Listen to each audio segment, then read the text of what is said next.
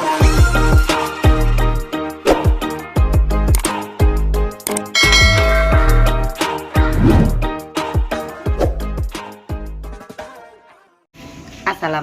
warahmatullahi wabarakatuh. Oke teman-teman, kembali lagi di channel Parti TV. Kali ini saya kedatangan tamu nih.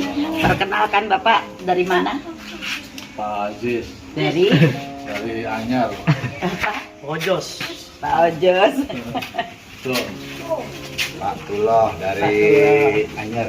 Dari Faisal. Anyar. Faisal. Ciwandan. Ini dari dari Ciwandan. Ya, Ciwandan, daerah Ciwandan. Daerah Ciwandan. Jadi ini dari petugasan mana Pak? Tugas itu bukan petugas. Artinya mau minta tolong aja sama Putri gitu. Gitu. Ya mau. Nah, gitu. ngobrol. Boleh, ayo kita ngobrol Pak, sini. dengan seperti ini Bu. Sini Pak, duduk dulu. Punya adik.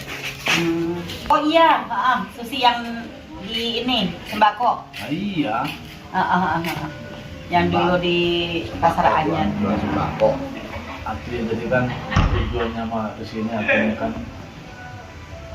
yang pertama ya silaturahmi. Iya. Dan yang kedua artinya kepengen Pak. tahu dan Saudara kamu ya itu ya? tolonglah. Saudara kamu bukan? Bukan. Saya juga Bude. Bukan ya? Punya adik Oh, bukan saudara kamu, bukan? depresi. Cewek Lain sih kayaknya. Oh, kurang lebih Ya, udah kan gue 10 tahun. Udah lama. Kalau dilihat secara kasat mata sih orangnya nggak kenapa-kenapa. Cuman kalau udah kambuh, dia berontak. Cuma berontak juga mulut doang. Intinya pengen ngerokok apa gitu kan, pengen jajan. Nah, sasarannya orang tua. Nah, kita udah berusaha nih. Rumah sakit Islam Kalender Bogor. Terus kemarin juga habis dari rumah sakit Soeharto. Ya kan, ya boleh dikatakan pihak keluarga udah berusaha lah. Udah berusaha sesuai dengan kemampuan. Ya karena memang yang namanya kita tuh mungkin terbenturnya dengan masalah ekonomi kan begitu. Iya. Ya, intinya kalau mungkin kalau punya duit mah ya bisa dibawa kemana aja kan begitu. Cuma ya kita udah berusaha ke sana kemari. Nah ternyata memang hasilnya ya begitu-begitu aja. Kalau sehabis pulang dari sananya masih oke, masih normal. Nah setelah dia istilahnya pulang ke rumah dan tidak ada untuk yang diajak komunikasi, nah akhirnya kabur lagi. Umurnya berapa tuh? Umurnya kurang lebih 30-an lah, 35 kurang lebih. Nah makanya saya kan dapat ada baru. Oh udah kan, udah mana? Udah itu yang dikontak kan sekarang kan ini artinya inilah ngasuh ini ya Bunda ya. Ngasuh ini katanya. Ah iya sih, cobalah saya nanti mau main ke sana gitu. Waktu yang di sini, bude yang di counter itu yang dulu langganan itu katanya, sering ke pasar. Dulu waktu masih jualan di SMA itu budenya. Di SMP. SMP ya? Di SMP. Kalau Susi sih emang kenal di ini juga gitu, di sekolahan, terus Nah, iya. dagang kan. Saya langganan belanja dulu. Nah iya dari dulu anak istilahnya jajanan jadi ketemu di situ. Orangnya di bawah. Enggak Di bawah. Makanya kan kita kepengen ngobrol dulu nih sama ini gimana gitu ya. Memang kalau dilihat mah nggak apa-apa orangnya mah. Cuma ya terhadap gitu.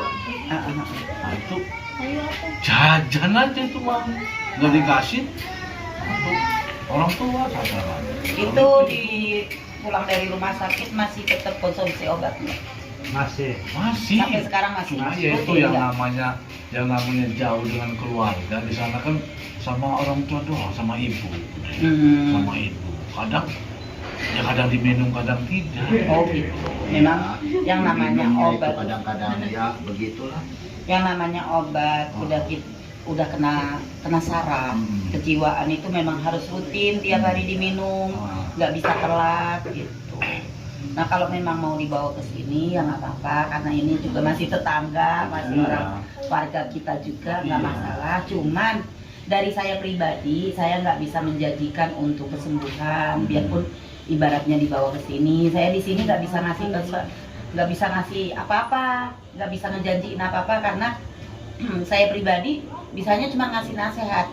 Kalau untuk kesembuhan itu semua berpulang dari diri dia sendiri sama obat dari dokter. Jadi kalau saya nggak bisa lepas dari obat dari dokter. Cuman emang sedikit nasihat aja gitu. Sama dari diri dia sendiri.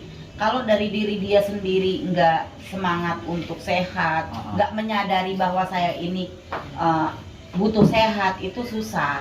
Tapi kalau anak itu menyadari saya pengen cepet sehat, dia nurut, insya Allah sih dari sendirinya ada untuk sehat, ada motivasi untuk sehat, ya bisa aja gitu. Tapi ya memang nggak bisa lepas dari obat dokter. Namanya udah ada kena. juga benar dokter lihat di sini Bu. Enggak, kalau emang ini kan udah pernah ke rumah sakit kan, ke Grogol kan, ke Soeharto, kan otomatis udah punya obat gitu. Nah kalau memang di sana udah dikasih obat, terus ini kan nanti minta surat pengantar untuk ngambil obat di puskesmas bisa. Iya. Kalaupun enggak juga langsung ke puskesmas juga nggak masalah, langsung puskesmas aja. Itu dibawa ke Grogol terakhir kapan? Ke Soeharto. Lama kalau Soeharto mah kemarin ini. Ya Soeharto itu Grogol Sebulan yang lalu baliknya. sebulan yang lalu. Ya, 1 bulan kurang lebih lah. Disuruhnya ke sana lagi, cuman Ibu Deh, kalau setelah saya baca dibawanya ke sana kan udah kurang lebih 3 minggu. 21 hari. Ya, pas disuruh pulang, ya orang nggak tega. Malah mandi dia nggak mau. Oh gitu. Lah kata saya di sininya apa? Kamu tidur doang tadi sininya kata saya. Gitu ya. Mungkin kurang diarahi namanya juga. Itu mungkin. Di sana memang pasiennya banyak banget. pasien. Biarpun Gitu. perawatan banyak juga. Kayak kemarin Oman buktinya pulang dari sana malah nggak stabil. Pulang dari sini bagus, di sini bagus, anaknya rajin, sholat nggak tinggal. Pas pulang dapat 2 hari di rumahnya kayak gitu lah. Makanya sekarang juga dibawa lagi, habis dibawa ke rumah sakit padahal kemarin itu 21 hari. Masih tetap sama. Nah sekarang udah mulai bagus lagi gitu. Jadi intinya sebenarnya arahan tiap hari, dukungan dari orang terdekat tiap hari, nasihat sama rangkulan sebenarnya yang mereka butuhkan. Justru kata dokter Islam Kalender dulu ya, itu sebetulnya obatnya ada di temannya dia, teman awal mulanya itu. Memang kan pengaruhnya terlalu pergaulannya nggak benar. Narkoba. Oh dia dari narkoba. Iya, awal itu. Jadi setahu saya, sepengingat saya itu tahun 2010 saya waktu masih kerja jam 3 malam dia telepon, Kang di mana? Lagi kerja, Pak kamu di mana? Nggak tahu, saya di dalam ruangan nih katanya. Ruangan mana? Ya nggak tahu, kesininya masih Rai, masih cecep katanya gitu. Ya coba sih kamu punya mulut kata saya, coba kamu ngomong ngegerut apa? Datanglah pesan salamku. Ini dia datang tuh security-nya, saya ngomong, security-nya itu ngomong Pak. Itu kan adik saya, kok bisa di dalam ruangan itu gimana ceritanya tuh?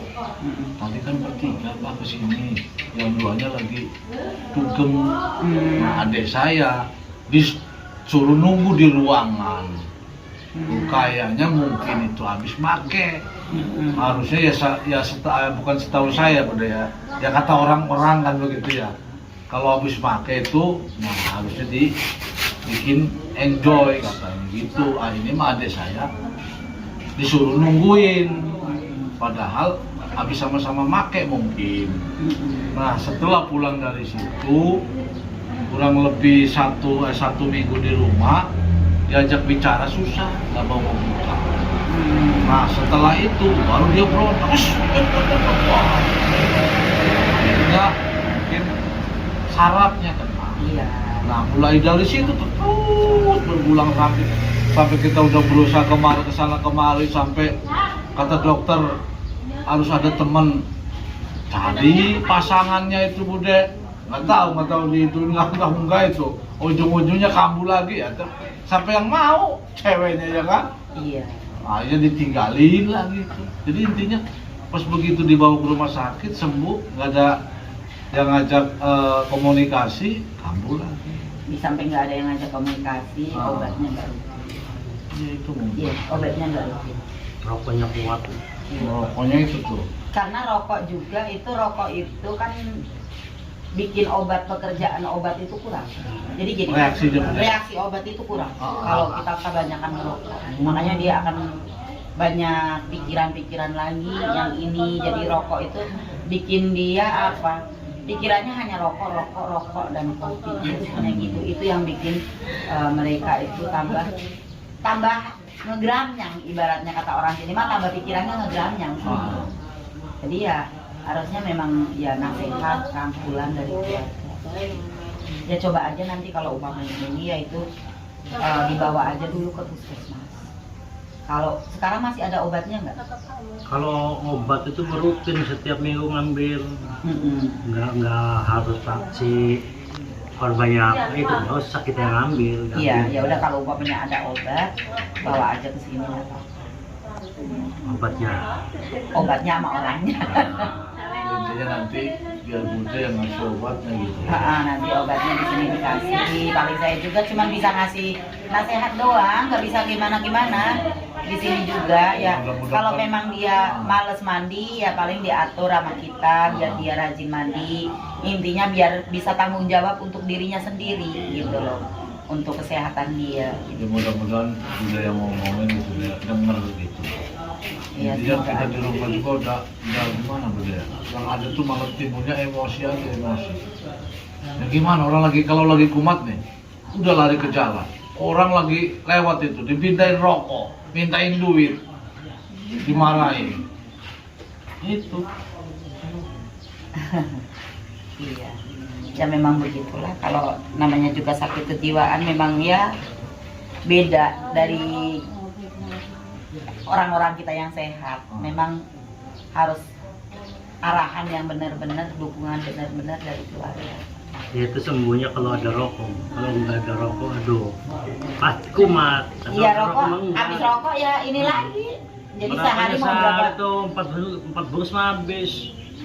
Nah kita ini kewalahan untuk Mudah-mudahan belinya. kalau udah ditaruh sini mah ya agak berkurang gitu. Yang jelas mah pasti dilarang kalau udah di Iya, sini mah. dilarang lama-lama kan nggak inget merokok. Mudah-mudahan berhenti. Sebenarnya gini, sebenarnya kalau memang dia mau ini bawa aja dulu ke grogol nih. Kayak kemarin bawa ke grogol pasti langsung dirawat kok. Simpen dulu. Setelah simpen di sana langsung bawa ke sini, jangan dibawa ke rumah. Itu bisa dia bisa lepas dari rokok. Karena kalau di sini itu masih lokasinya kan masih ada yang kayak anak-anak gitu, masih ada yang sedikit-sedikit merokok gitu. Nggak masalah sih, yang penting mah merokoknya dikurangin aja nanti Bude yang ngatur. Ya. Kalau Iya. kita ke sana lagi tuh Bude udah ditolak. Oh, Ditolak. Karena yang harusnya kontrol nggak kontrol. oh gitu. Nah, kita kan kesulitannya kan bawa dia tuh lontak bawanya. Nah, ini juga nanti nih kalau seumpamanya mau dibawa ke sini, pasti nggak mau berontak. Ya, paling kita paksa gitu. Jangan dipaksa. Bilang aja cuma diajakin ngobrol. Yuk kita ke sana. Iya. Jangan dipaksa. Nanti dianya takutnya berontak kalau dipaksa. Dia itu Bawa Bu, aja jalan. feelingnya gimana ya? Kalau modal betul tahu, pas di jalan tuh ngamuk. Boleh naik dari awal yang nggak apa-apa. Udah di jalan, wah saya ini mau dobat, pas ngamuk di mobil. Saya pernah korbannya tendang kepalanya lagi bawa mobil. Ah. Itu mau dobat itu. Itu mah ininya apa namanya mobil Jurik. juriknya marah. Sebenarnya nggak ada jurik sebenarnya. Yang namanya orang sakit kayak gitu tuh nggak Halusinasi, ada. bisikan. Kalau Bisikan, dia ada. bisikan. Tuh, Bisikan. marah gitu. Jadi bisikan dari pikiran dia sendiri. Kalau orang itu mah nggak ada jurik. Orang banyak yang bilang katanya kemasukan, tak inilah itu, Iya. padahal mah enggak. Iya bisikan, karena memang kondisi kitanya nggak stabil. Iya benar, bisikan. Bisa diketahui. Setiap orang yang punya gangguan kejiwaan pasti banyak bisikan gitu. pasti banyak bisikan. Karena memang bisikan itu datangnya dari dirinya sendiri, bukan dari gangguan dari luar, bukan. Dari dirinya sendiri sebenarnya gitu. Kenapa itu bisikannya nggak lari ke Roma ya? Kalau larinya ke Roma Irama, bu kayaknya. Ay, justru selalu nyanyi aja gitu.